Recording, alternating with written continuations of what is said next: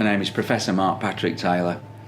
I'm an honorary professor at Macquarie University, and I'm also Victoria's Chief Environmental Scientist, and I've been here today presenting the PFAS study that I did with Fire Rescue Victoria while I was at Macquarie University.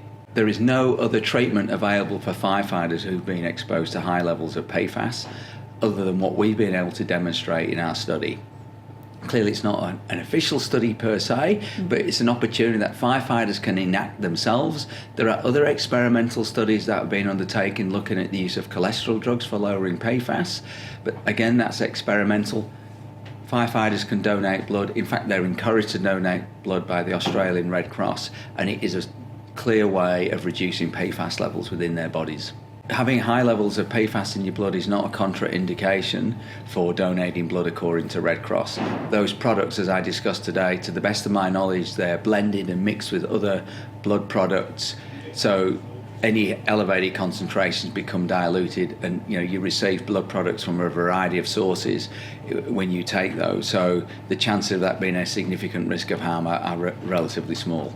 Following the Senate hearing into PFAS, which occurred late last year, a recommendation was made that for firefighters who've been exposed, they can give therapeutic donations within the PBS scheme, as opposed to if they're not permitted to give blood to the Red Cross for one of the various reasons that prevents them from doing so, that there's an alternative avenue offered. And so that was a recommendation. It's my understanding that the government is at this moment considering that recommendation as an alternative for blood or plasma donation to support and assist firefighters in reducing their PFAS levels.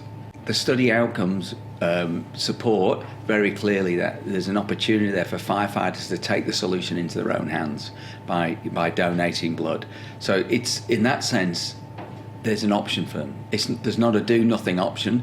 They have a chance to go to Red Cross and do the right thing, as it were, by donating their blood or their plasma, and at the same time getting a personal benefit. Most of the community are not really affected by PFAS, other than the PFAS that we're PFASing ourselves with, either through Teflon pans or the clothes or the furnishings that we use. Levels are falling, levels are reasonably low in the community. It's the firefighters who've been exposed, or the communities that live very close to known point sources, and they've been drinking the water or eating the food produced on those lands, that's raised their PFAS levels.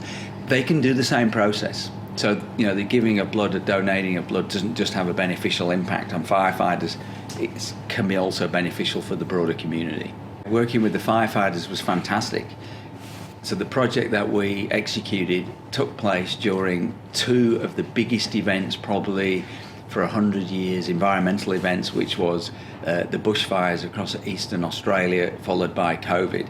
And the firefighters were obviously heavily impacted on both of those occasions, but of 295 people who were enrolled in the initial study, we had a 94% retention rate.